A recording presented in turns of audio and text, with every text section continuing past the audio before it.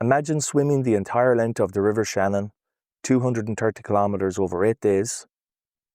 Well, that's exactly what our next guest, Paul Little, did.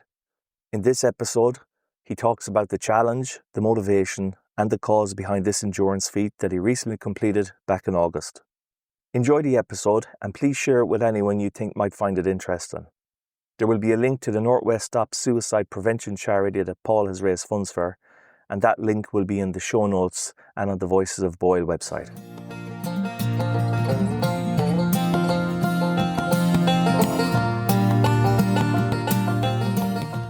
Paul, you're very welcome to the Voices of Boyle. Thanks very much for coming along. Thanks very much for having me. No problem at all. So, Paul, for listeners that don't know you yet, give us a little bit of background about where you were born, where you grew up, what you work at, stuff like that. Yeah, so I'm from a little townland called Easter Snow. For anyone that doesn't know where it is, it's near Tullyboy Farm or Cavetown Lake. Most people know them landmarks. I suppose I'm halfway between Boyle and Carrick, so I would have went to primary school in Boyle and then secondary in Carrick. So maybe a little bit of a mix. Yeah. And I see that you pulled up here in the tree surgeon. Is that what your business is? Yeah. So myself and my brother currently have a business together. We're Little's Tree Services. So we started about a year and a half ago into our business by ourselves. So brilliant. How's that going? Very good, yeah. Brilliant. Yeah. Brilliant. Yeah. So your episode today, Paul, is going to be focused on your recent endurance swim that you just finished. I think it was about nearly a month ago, isn't it now at this stage? Yeah, I was just looking it up there. It's about 28 days ago, yeah. Perfect. So for a bit of context for those that don't know, you recently did a swim. You swam the whole River Shannon started in Dara, finished in Limerick City. Yeah, that's right. And it was a total distance, I believe, of 230 kilometres, which you did over the course of 8 days, I believe. Yeah. Okay, so yeah, exactly. Maybe give us a bit of background, take us back to the beginning. When and how did the idea of swimming the River Shannon come into? How did you even come up with this? Is there a previous record or something like that? Depends how far you want to go back. I suppose I would have always had an interest in endurance and in sport. So through secondary school, I was in Carrick and Shannon Rowing Club all through school. And I always say I don't think I'll ever be as fit as I was when I was in the rowing club. We were training 6-7 days a week all the way through school. That really got me. I suppose that gave me a big connection with the river too. That's where you could say it kind of started there. Right. And had you done anything like that prior to August? As in, you'd done no endurance feat? No, I would have, after school, going into college, I would have joined Lockheed Triathlon Club. Okay. So I obviously swim, bike, run. I would have done a lot. But on the swimming side of things, for the triathlon training, I never would have went above 3K or so, but I suppose a little bit of an introduction to it. Okay. And there was 3 ladies from the club a couple of years ago that did the full length of the Shannon as well. Oh, really? From the Boyle? From the Lockheed Triathlon Club, yeah. Really? Yeah. Okay, so it is 3 an or 4 years ago, I think, yeah. So it is an actual kind of official kind of feat to do, or like to swim the length of the River Shannon. Yeah, so it's quite recent. The first person to do it was in 2017. I believe he was Canadian, Dean Hall. So I suppose once the first person kind of paved the way, it's come on quite quickly. I think there's 8 or 9 of us now that have done a very similar route. Since 2017? Yeah. Okay. You're probably going to find now in the next couple of years it's going to be a hell of a lot more, I'd say, after your hopefully. Yeah, great. I wouldn't like to see it never happen again. Yeah, you definitely want to have a challenge. Well, you've kind of highlighted it in a good way. So let's go back then to when did the idea that you wanted to swim the River Shannon come into play? I suppose when the ladies from the club did it, it must have been always in the back of my mind a little bit. I even remember back when I was in school in the rowing club, there was a girl in the rowing club as well that rowed the length of the Shannon. I remember thinking at the time that maybe it's something I could do is row it or kayak it, but I thought I'd never be able to row that far. It seemed way above. So I suppose that was always in the back of my mind. 2 years ago, I crewed with Liam Cox. I don't know if you heard of him before. He ran the entire coastline of Ireland in 44 days, Oh, I I did think. actually. I didn't know his name, but I heard a guy that did that. Right, so Yeah. that's obviously him. So I did a crew for him for a week where he went down the whole length of the East Coast. So I would have been in the van with him and behind him every day, providing support, giving him food, whatever he needed, driving behind him all day, every day. And Keeping it him on was track. at the end of that week that it clicked in my mind that I said, right, in 2 years I'm going to do the Shannon. So you gave yourself, it was a 2-year kind of Yeah. mental kind of start. Yeah, like. I set the date pretty much, or I knew it was going to be July, August time. But I would have said, yeah, in 2 years I'm going to go for it, because I think it was in my mind before that, but it never would have happened. But that was a real inspiration to see Okay. Liam running, and it was how consistent he was day in, day out. He never put a step wrong. Right. All the days I was behind him. So it was obviously a Running lot of 50, preparation. 60k a day. That amount. Yeah. Okay. So tell us then a bit, Paul, about your preparation from researching the river's conditions to route logistics to assembling a support team.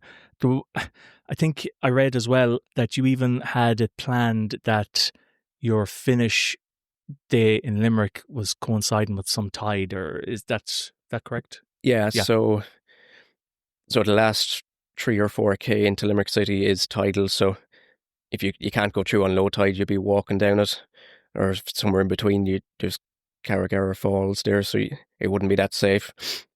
Yes, you have to time it for high tide. So I had to work out how many days I thought it was going to take me to do it, and then start at the finish day and work backwards to work out when I was going to start. So it was a little bit of research and plan to go into it. Yeah. So well, apart from obviously then the tidal aspect of it, preparation wise then for the lead up to it, how long did you spend physically training for the swim? Yeah, so as I said, it was, I suppose, 2 years out that I decided I was going to do it, and it would have been August that I said that, so it was 2 years exactly. It probably took me a couple of months to kind of get into training properly, but it was kind of in my head, planning from that stage. Yeah, and the actual, what was the training like then? What was the distances you were going to be in the lead up to it? I presume as you got closer to the date, your distances in the water, or time in the water, if you like, got longer and longer in preparation. Yeah, so when I would have started training, I suppose, as I said, in triathlon, I think my longest was about 3k, or just under 3k even. We used to do a crossing of the lake from Doonshore to the Forest Park into Rockingham. That's about 2.7, depending how straight you swim. So when I did plan it first, I suppose my original goal was about 20k a day, but even that seemed a million miles away. There was a girl in the triathlon club as well, Martha, that was training for the Lockgill 10 kilometre, and at the time even 10 kilometres seemed way out of what I could do, but it was just a stepping stones to try and keep building up. So last year, after the full winter and full summer of training, I got up to 13k. I did a Loch Allen crossing, and then going into this winter just gone and summer again, just keep building above that, and just kept working it up. So my original, as I said, would have been about 20k a day. But then there was a man that did it last September and went a little bit faster than I was planning to go. So somewhere along the line, that turned into about 30k a day was my Really? average. Yeah. Okay, So I had to up it. Yeah, and how long would a 30k a day, how long would that take you actually in the water to do that distance? So my average time for the swim would have been about 12 hours in the water a day. So some days were a little bit shorter, some were longer. My longest day was 37 kilometres. That would have been 15 and a half hours in the water. So that day I started at 6 a.m. in Athlone and got into Banagher at about 9:30 in the evening. That was my longest day in the water. And how long before the actual swim were you doing those kind of distances, like consistently every day? So in training, Yeah. it never got that far. My longest training swim was 12 hours, which would have been about the average of the swim. So heading into the swim, I knew that day one was going to be fine. I did that in training, and day two would probably be fine. But after that, it was kind of into the unknown. There was no way to train for a swim that long, not while leading an ordinary life with a job and Of course. other commitments. Of course, If I was a full-time athlete, you could to train more. But even to the level I did train, I was fairly maxed out. I was in Cavetown Lake doing laps nearly every morning before work, doing longer swims at the weekend, building up to that 12 hours. Yeah. So I would have done 4-hour swims, 6-hour swims to 8, and just kept working it up over the weeks. Right, okay, because I was kind of trying to compare it to how a runner would train for, just say, a marathon. But the difference with that is you do one marathon and you're done, whereas you had to do multiple swim marathons or the equivalent for 8 days. So, as you said, it was probably going to be very difficult for you to actually train with a full-time job, family, all that sort of stuff, to not being a full-time athlete, as you said. Yeah. So yeah, it was very much into the unknown. Yeah, Yeah. And the 10K swim is considered a marathon swim, so it's a triple marathon every day. crazy. Crazy Yeah, stuff. before, I suppose in the springtime, or I suppose about 12 weeks out from the actual start date of the swim, we set a 12-week training plan, so I knew every single swim leading the whole way up, and I didn't miss one of them, so that the training behind it all went to plan, and Paid off. it paid off. Yeah. Yeah. And I kind of did whatever I needed to do to make it happen. There was a lot of sacrifices.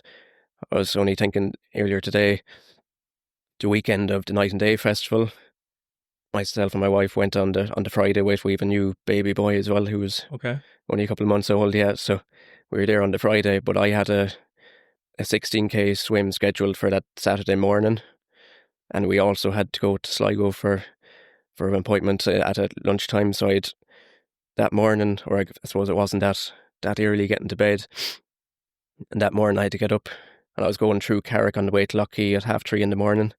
I should have stopped at the time and took a picture, because there was groups of people walking home from the pub, and Joe Garda car there at Lunny's just patrolling, and I was kind of thinking, what if they stopped me? What would I say?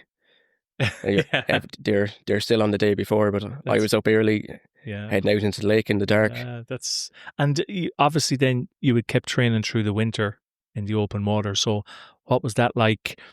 Obviously would have been freezing, mentally challenging to kind of think I have to get into this freezing water and do my swim. So how did you push yourself during those colder months, Paul? Yeah, so through the winter, I suppose midweek, I would have done a couple of sessions a week in the swimming pool, because it's too cold to get any great distance in. Yeah. Like in the depths of winter, when it was as cold as it could get, I think I got down to 500 meters or so. Was about as far as I could go, or under a kilometer anyhow. Yeah. But I kept getting in every week at the weekend. As much, it was kind of more for acclimatization, I suppose. The better I could deal with the cold, the earlier that I could get distance in the open water in the springtime. So around May, when I usually with triathlon might be starting to get into the water and it feels very, very cold. This year I was acclimatized and I was doing up to 6K when everyone else in the triathlon community was just kind of getting into the water. So it was more to just give myself an early spring and give myself as long as I could during the summer to get as much distance in as I could, because I don't really like the swimming pool, going up and down 25 metres at a time. So I also read that last year you won Ireland's fittest farmer at the ploughing championship. So that keeps catching up with me, all right, yeah. Yeah, so I mean, I read that and I was like, oh, that's an interesting kind of side topic. So maybe tell us what was involved in that. Was at the ploughing championships. Yeah, so what was involved in that competition? Yeah, and that kind of keeps popping up everywhere I go, and I think no one in the country hasn't read that in the paper somewhere. But there really wasn't that much to it. Myself and my brother went to the ploughing, and we walked past the stand. It was for Zurich, and they had a competition with the hang tough.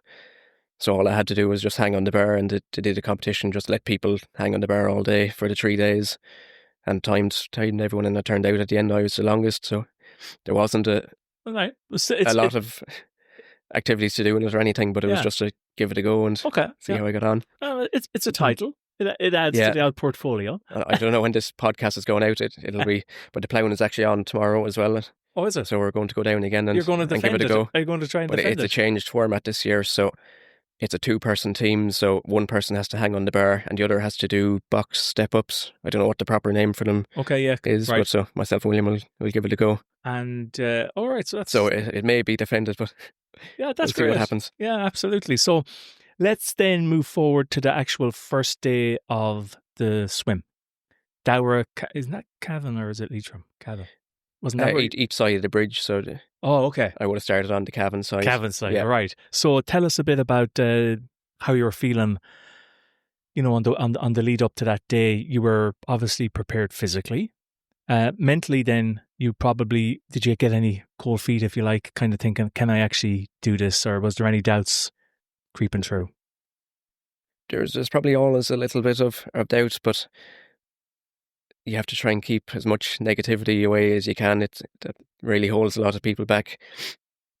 But I suppose the swim was always a long time coming. It was probably a year out when I actually kind of started telling people generally that I was going doing it, and it was always I'm going doing it next year, and then it was it's 10 months away and it's a couple of months away, and then all of a sudden it was weeks away, and then next thing I knew it was days away. And I remember the night before I went to bed and I had a very brief thought of, like, what have I done?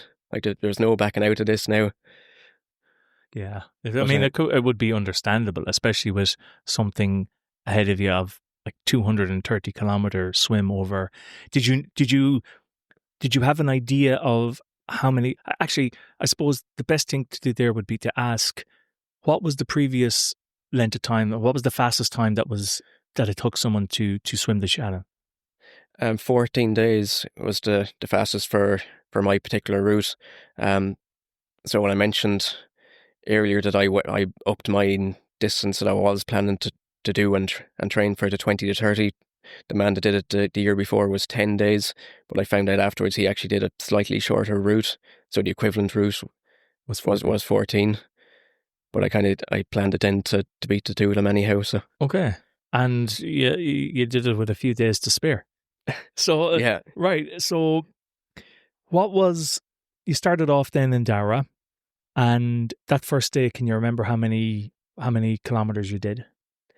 the first day was 27 from Dowra to Battlebridge, and just there, when you're mentioning a few days to spare, it was kind of the river that decided 8 days. So I forget exactly. I worked out the average distance I needed per day to meet. Would have been something over 20k. So on that first day when I was looking at the maps and measuring it out, you'd measure from Dowra to Drumshambo. That would have been about 20k. So you would have been looking and saying, oh, that's a little bit short. I want to go a bit more. So the next stopping point is Battlebridge. And then the next day you'd look at the same thing. I could go to Carrick is too short. Jamestown is too short, and then the next place is Ruski, so that was 31k I think that day, and that kind of went on the whole way down the river, and it ended up about 30 average. So I kind of worked it out, measured it all on the maps the whole way down to Limerick, and I remember I turned to Hazel, my wife. I think it's happening in 8 days, and it yeah, did, and it did, yeah, it all brilliant. And I didn't know if I could do it, but I knew it could be done on paper. Absolutely. And what was then your nutrition like in the build up and actually during those 8 days? Because I presume it had to be pretty carb heavy to sustain the amount of energy would have been burning off. I suppose during the actual swim, I would have been eating quite regularly, so I would have had a fairly good breakfast in the morning, porridge and eggs, and just tea, kind of simple enough. The first hour of my swim, I'd always do a full hour before eating, but after that, for the rest of the day, I'd eat every half hour. So I'd have a kayak along by my side, so I'd always have carbohydrate drink or just some water, bananas, bars. I'd just eat something small every half an hour, so yeah, be about 200 ml of a drink, and either a banana or a bar, or just one thing every half hour all day. So that was kind of the schedule, and I stuck to that, and I never ran out of energy, so it worked. And did you, I suppose, yeah, because you wouldn't want to eat anything too heavy, because obviously it'd be potentially detrimental to your swim if you were going to be potentially getting cramps and stuff like that. So you were keeping it topped up, short little bits every Yeah, it half was kind hour. of little and often. Then in the middle of the day, I might have something a little bit more substantial, soup, or towards the end, I was having some sandwiches. And there's pictures of me floating in the middle of Loch Dergy with a cup of coffee and a sandwich. I did have trouble after the first couple of days. I was eating a lot of kind of Rice Krispie bars and things like that. And I think they're quite abrasive on the tongue. And I think even me breathing every time, I think my tongue would have been slightly rubbing off my teeth even. So by the time we got to the lanes where I don't know if I got an infection or it was very swollen and red, so we had to kind of pull out all sugar and try and coat the tongue, and that was kind of a problem for a couple of days. Kind of like chaffing and stuff on the tongue, and Yeah. then I suppose the infection within the water and stuff like that. Yeah, and just being constantly wetting in the water. It's Yeah. probably a combination of a lot of things, yeah. So even eating dinner in the evening, one of the days was a struggle to get every bite in.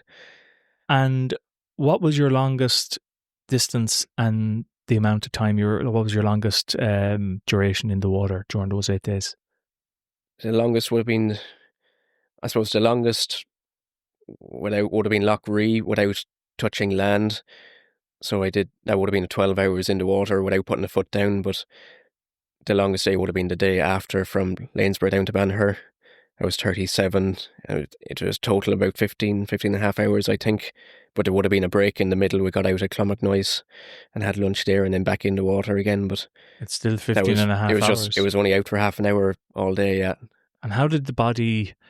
I know you would have been kind of acclimatizing, if you like, to the effects of the water, but I'm sure, did you have any muscle niggles or anything like that during those 8 days? Because I presume that could have been a genuine problem, and you couldn't plan for something like that. Did you get any niggles at all? Absolutely, yeah. I suppose I had trouble with my right shoulder during training, and I kind of got that under control in the last few weeks building up to it. So I knew that was probably in the background somewhere and going to flare up. So after day 2, starting off in Ruski, pretty much every stroke after that hurt with my right shoulder. My pull was always fine, but it was the recovery where you have to lift your arm out of the water and swing it back round to the front that was catching me every time. So it was very painful a couple of days. I remember even the middle couple of days in the swim, when I got out in the evening time and I was getting dressed and everything, I couldn't put my arm up forward to put on a t-shirt or anything. I just had to wear a zippy jacket. So if you imagine kind of the movement of putting your hand out in front and lifting up a cup of tea, or that kind of upwards movement, I couldn't do. And even still, I can find it if I swing my arm up, it's still catching me a little bit. So I'm still recovering. Oh yeah, I mean, it's, as you said, it's only 28 days, but still, it was the effect of putting your body through something strenuous like that over the course of 8 days, which you're probably lucky in a way that because I wouldn't have known you're after completing an endurance feat like that. Just looking at you, you're as if normal, if you like. But as you said, if you have a few probably little shoulder tweaks here and there, but you've done pretty well considering. Yeah, and just on that note, I wouldn't consider myself anything special. I am normal, but I think anyone can do amazing things. It's just there's a lot of work gone into it, and even with the injuries and things, it was a great team behind me too. So my wife is a physio and kind of a genius at that type of thing. Yeah, and that helps. Yeah, yeah. I want to get into that, the support crew as well, but what, apart from the obvious high of finishing the swim, Paul, what would have been another high and another low during the actual 8 days that you can remember that stands out? I suppose I'll just start with you mentioning the finish being a high.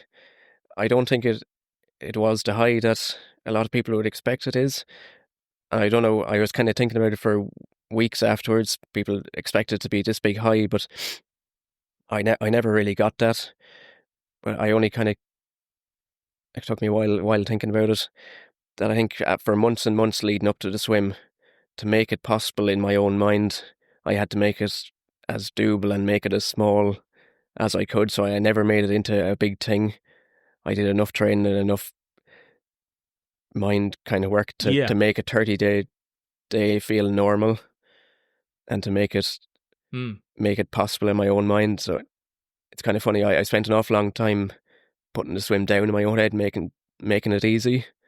So I didn't get a big big finish. I don't know if that makes Well, you probably makes sense. But compartmentalized the whole kind of journey in a way, to kind of maybe a self-preservation protection kind of yeah, thing, just so as that you kept it. But it's interesting because I'm sure there was certain lows though that you know, I mean, I wouldn't say you were like completely on a high during the whole swim. Inside, there were probably times when you were thinking 6 hours into no, it, like, absolutely not. yeah. No, So how did like talk us maybe through like those kind of thoughts? yeah. So Because I suppose the first 2 days, as I said, like would have been always the first day I considered my head a warm up. That wasn't it. I didn't count that. So in my head, I also made it as short as I could. So I considered the first day didn't count. That was just a warm up day, and then I said the last day didn't count. If I got to the last day, there was no way I wasn't going to finish. So in my head, I had 6 days to do and tick off. But then middle couple of days were the hardest. It got very bleak at times. I suppose that whole stretch from Athlone down to Lough, I suppose because we had a very dry summer as well, I did put a couple of very big days in there because I thought there'd be a lot of flow in the river, but that didn't happen. mm, So the middle few were longer than I thought they would be. yeah, and But I suppose getting out onto Lough was a big, I think it was the biggest high. So we split the day into, or we split Lough into two, I suppose. So we started in Banagher down to Portumna was 22k, I think, and I had a plan to do an extra 6k into the lake just to make it a little bit shorter for the next day. I used to stop at the navigation markers so you know exactly the next day you're starting in exactly the same place. But I ended up doing an extra 16k into the lake that day, so that was I think a 37k day. But at the end of that day, I knew we were getting to Limerick, and that was a big high for everyone. We just had a perfect day, and the conditions were going to be a little bit rougher the next day, so that's why we did push on a little bit and did the extra distance.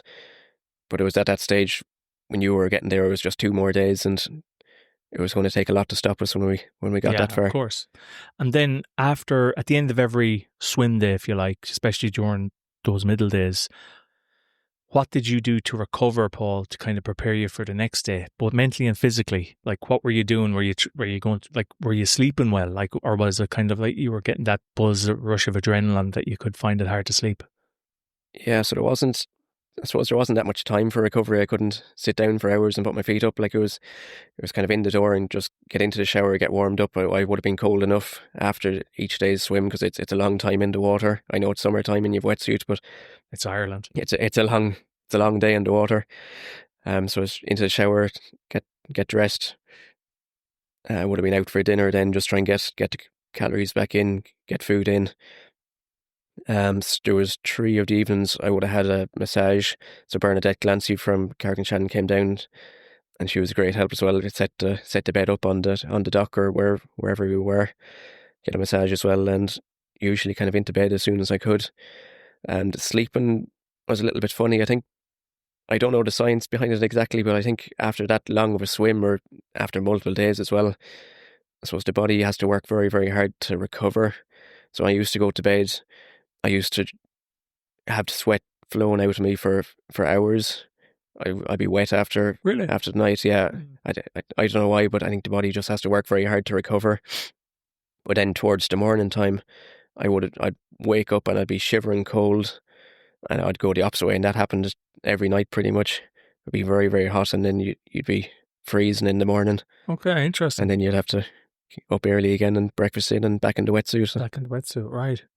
And the support team and the community that was, because obviously this isn't just a one-man operation. There's a big or a semi-big crew kind of behind you. So can you tell us a bit about the team that helped you make this possible, Paul, from the start of the journey, logistics? I have a small cruiser, so I would have had him out on that for a bit of practice, and the boat we did use for the swim was sponsored by Silver Line in Banagher. So when we went down to pick up the boat, I went down, myself and William, and he drove it all the way back up. So I was trying to teach him as much as he could about the river and how to drive the boat and get through the locks and do all that side of things. But he also did all the social media as well. So anyone that was following the Facebook or if anyone wants to go on, it's Paul Shannon Swim 2025, and he documented the whole swim, so there's several videos up each day, and that's kind of more from the cruise perspective as well, which I wouldn't have seen anything of, so it was actually lovely to go back and Brilliant, seeing and watch everything, yeah. some of them, yeah. Okay. But in terms of the whole crew, I suppose what you'd call my swim is a solo swim, but there's no such thing as a solo swim in No, the Shannon. that's for sure, no. No, it takes a big team to get us down. So on the boat, I suppose my wife would have travelled down the whole way, and she was working a lot on logistics as we went down the river, and I suppose the media traction kind of took off too. She was on the phone every day with radio stations and papers and people trying to get in contact with me, but she had to end up doing a lot of the interviews and things because it wasn't going to happen when I was out in the middle of the lake. I think they caught me at 1 or 2 times when I was having lunch. I did small snippets on some of the radio stations. We would have had people on the boat as well cooking the food, looking after the kayakers. So I had 2 kayakers in the water with me every day as well. So at all times? Yeah. Okay. Well, there was 2 days I just had 1 kayak with me. For every other day there was 2 kayaks, yeah. So they could switch in and out and come in and get lunch. They'd have to be fed and back out to me. On the 2 main lakes, Loch Ree and Loch Derg, I also had speedboat cover. So we had Roscommon, Sub Aqua with me on Loch Ree as well, so they had a rib. So if anything were to go wrong, if anything happened to me, or if the boat broke down, or a number of things can happen, it's just good to have another power boat on, and especially a fast one if of course need if be, something needed, yeah. And then Aidan Breslin from Tara Marina came all the way down to Loch Derg as well to do boat cover for us there as well. So we had two motorboats, let's say, on each of the lakes with the 2 kayaks as well. So safety was a big thing for the lakes course. as well, yeah. Yeah.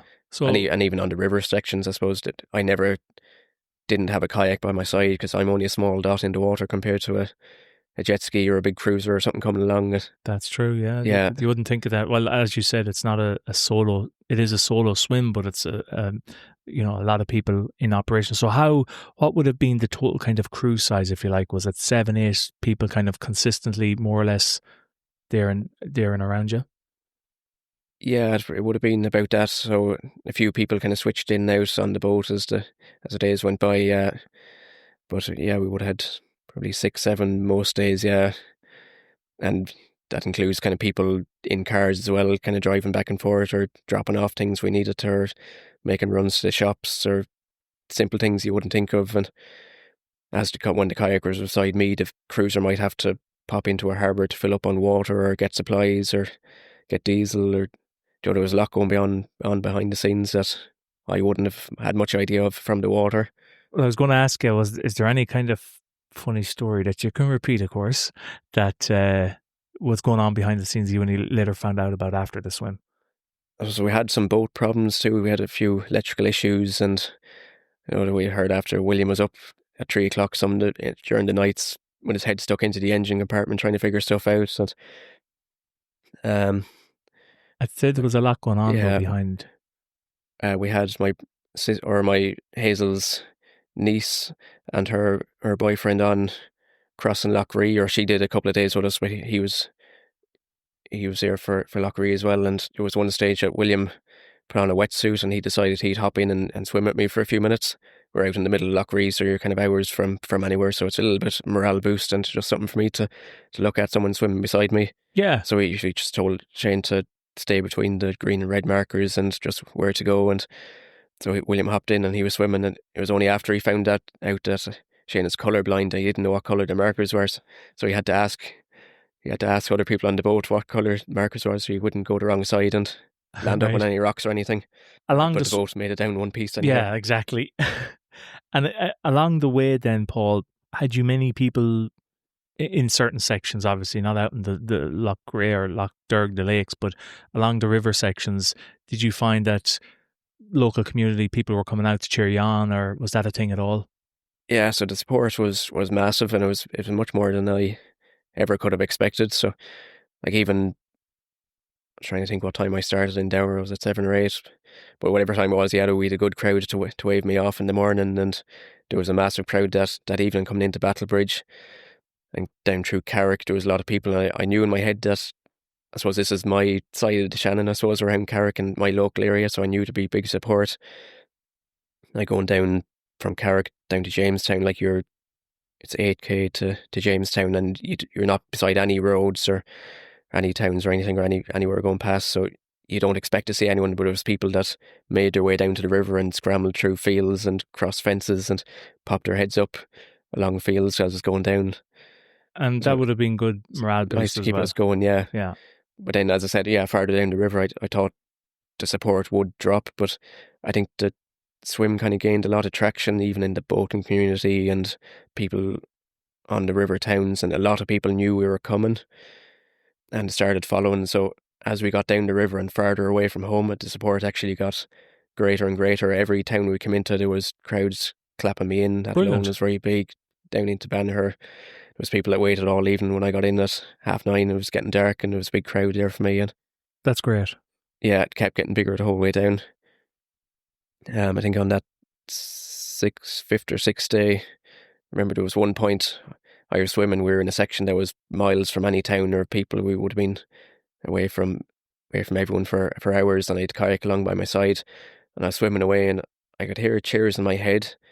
I thought I was starting to hallucinate, but I didn't think I'd gone that far.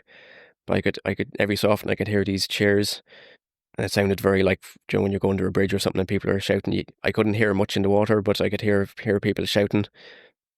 So one of my food stops, I stopped at a half an hour, and I think it was Sean in the kayak was asking me, can I hear the people shouting?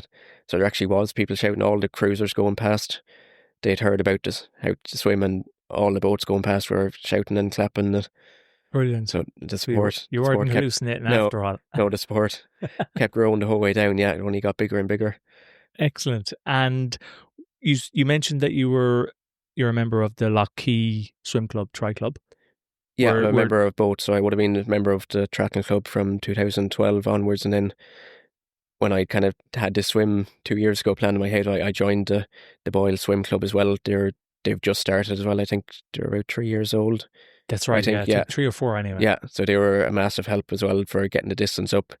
Saying in triathlon, the general race distance isn't that long, so there isn't that many people in the triathlon community going that long. But the swim club is great. There's a couple of members, Sue Wynn and Lee McQuaid especially, who were really pushing the distance. They were doing 10Ks and things when that was only a far dream for me. So yeah, it was really great to kind of pull me along.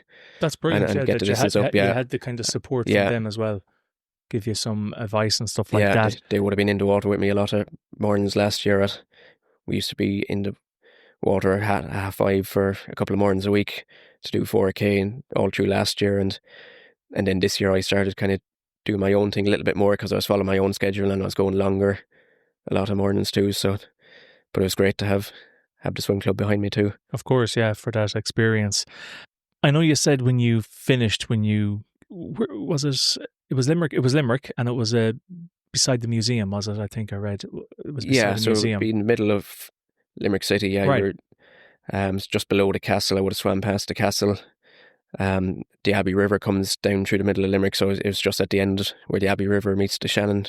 There's jetties there. I would have got out just behind the Hunt Museum, yeah. So you said that while it wasn't as big a high as people would expect, what were you feeling? What were your emotions like, knowing that you had completed it, you had smashed the previous record, and you had basically 2 feet on land for the last time?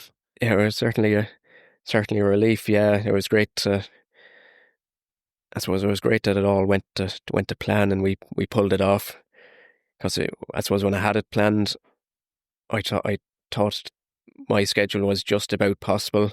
I didn't know if it was possible for me or not, but I just took it day by day, and every day I didn't know if I'd be able to finish that day, never mind the next. So I kind of had to break it down a lot, but I actually pulled off and come in right on schedule. And as you mentioned at the start, I came in on a tide that I'd picked 7 or 8 months previously, and I wasn't an hour behind what I thought I'd be. Like we were actually ahead of schedule coming into the last day, so my last day was very relaxed. I took a chunk out of it the day before because we were a little bit ahead, so I could put my feet up a little bit, and and relax a little bit. And we had to wait for the tide for an hour or two before I actually went down into Limerick. So it was actually nice to relax and take it in for a while before I actually went into Limerick as such, for the crowd and everything we could. And so there was a great crowd there. Was there TV cameras there at some point? So TG Cahir were there, and I think they were also recording for RT, So I did a quick interview with them too, Brilliant. I'd say it must have been a great buzz to realise that it was done. You had completed it, all your planning, them 2 years, which it was mentally in the back of your mind for 2 years, all the training, all those early mornings, long swims, that you finally had completed it, and you're one of only 7 or 8 people that have completed the full length, which is and the fastest, which is always a nice little bonus. Yeah. You've set the precedent now for going forward, you know. Yeah, I didn't know if it was, as I said, if it was possible for me to get the 8 days or not, or if I would be the fastest, or if it took another 8, I would have got there. But it's nice to go exactly the plan, And I was just thinking about the big crowd at the end. There were floating jetties at the end. They actually sank the jetty. Too many people came down onto it, and I think a lot of people got their feet wet. That's great to see, though. Good crowd, yeah. So obviously, what the reason why a lot of people would have been taking an interest in this is obviously because you had basically partnered up with a charity for this, that you wanted to. The swim was in aid of the Northwest Stop Suicide Prevention charity. Yeah, that's right. So maybe just give us an idea of what your goals were initially starting off, Paul, on the fundraising aspect. What did you hope to raise and all that? Yeah, so it's very hard to estimate before doing something like this how much traction you'll get or what you might be able to raise. Like I didn't really think anything. I knew I'd probably get maybe somewhere between 5,000 and 10,000. When you set up the fundraising pages, you have to put in a goal. So I just put in 2,500 and I left it at that. But we went far beyond that. Yeah, I think my latest check there, it's just under 28,000. There's close to 23 on the online fundraiser, but then there was cash donations as well, and a lot of local businesses gave checks and things too. So we're close to 28, and it's still donations coming in every day, pretty much still. Brilliant. And how long does that stay open for? Just so that whenever this episode does go out, that if it's going to be open in a couple of weeks still? Yeah, it'll definitely be open for a couple of weeks. Yeah, I think the particular website that fundraising page is on, I don't think it actually times out. I know some of the older ones from a year or more ago are still there. So unless I turn it off, I think it stays open. Yeah, so because that's the beauty of stuff like this, like a podcast like this, that when it does go out, then it can also drum up a little bit more support down the line as well. So there's no reason to really turn off the page until no plenty of time is done. No, it can stay there. Yeah, exactly. Yeah, exactly. For anyone who's looking for the link, it's plastered all over the Facebook page. Yeah, I'll put up links anyway to everything on the blog post that goes along with this, Paul. But is there a particular reason you chose the Northwest Stop charity, or had you another one in mind, or was it always going to be that one in particular? I think it's a great local charity for our own area. I know there's lots of great charities around the country, but I think it was really nice to go local, and they're working directly with our community. People, they cover all of Roscommon, Leitrim, Donegal, Sligo, all of the Northwest really. So I think trying to help the local people as much as I can. It's a great charity. It's all voluntary run. They provide counselling services for people that need it, and addiction services, and I think they do great work. Yeah, I suppose it's the type of thing that the money I raise, I don't know how many people I'm going to help or who that has helped, but it's definitely going to help people that we'll never know about, and I think that's nice to. That is true, yeah, and it's a very, very important charity as well. And as you said, it's on our doorstep, and the work they do is amazing, and we need more of that awareness as well brought to that side of things, because it's so important, as you said.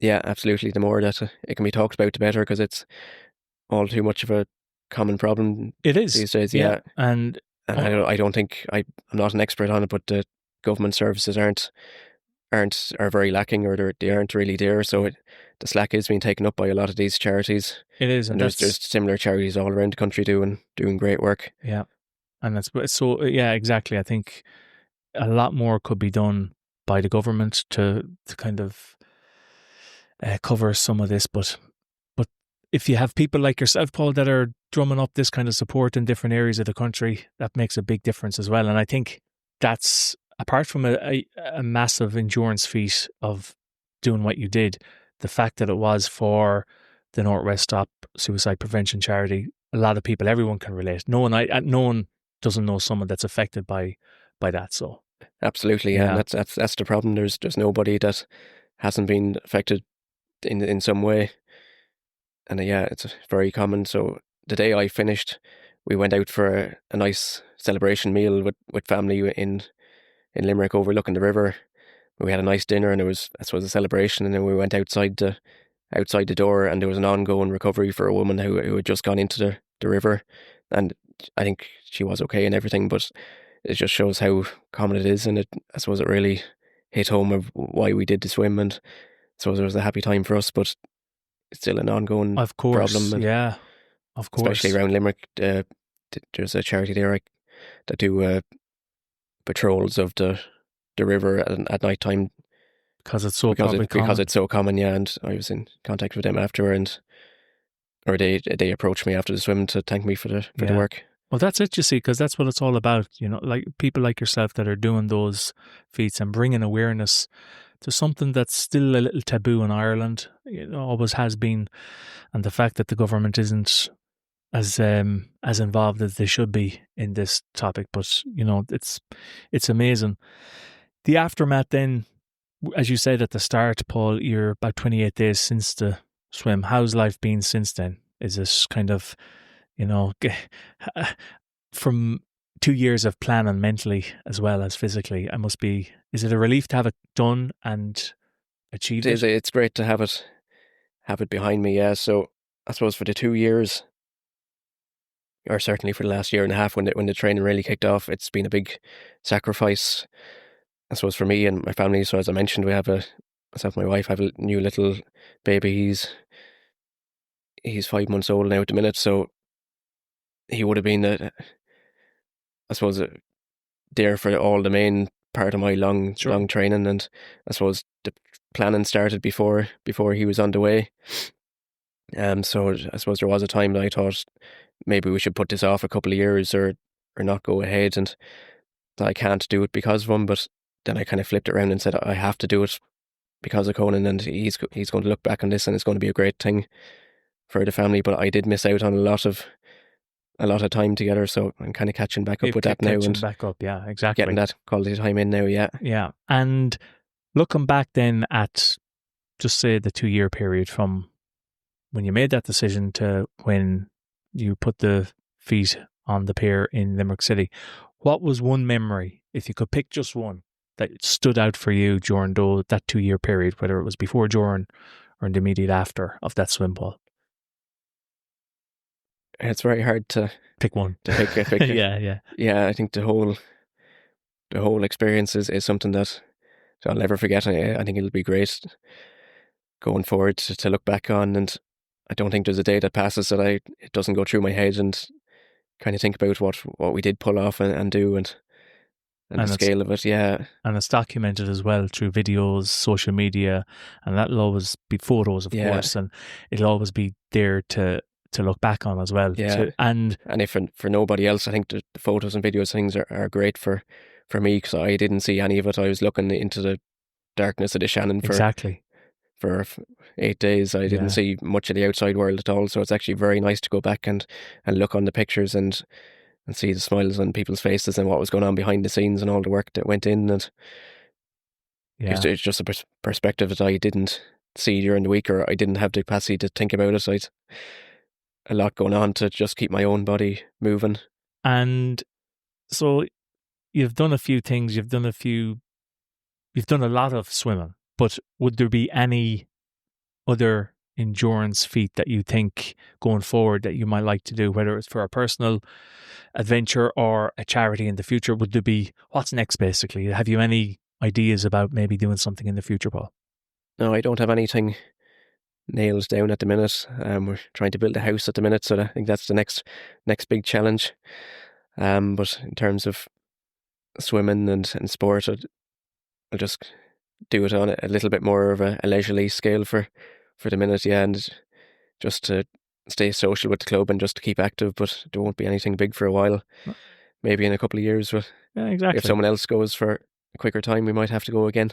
Exactly. And where can people follow you online? I'll put up the link to where they can donate, but is there a specific Instagram, Facebook account that people can check out, get all those? Yeah, photos? so the swim, most of the media went on to the Facebook page, so Paul's Shannon Swim 2025. There's a little bit on my personal Instagram as well, but the Facebook has everything pretty much. Okay. It's the best way to I'll follow it, yeah. I'll put up links to all that anyway on the post. And before we wrap up, Paul, is there anything else you'd like to talk about that we haven't touched on? No, nothing springs to mind too much yet. So thanks very much for having me on. No, thanks. Pleasure listening to that story. Very inspirational. I think it's an amazing achievement to have done what you've done and to have raised the awareness for suicide prevention. And fair play to you, Paul. Thanks very much for coming along. Thank you.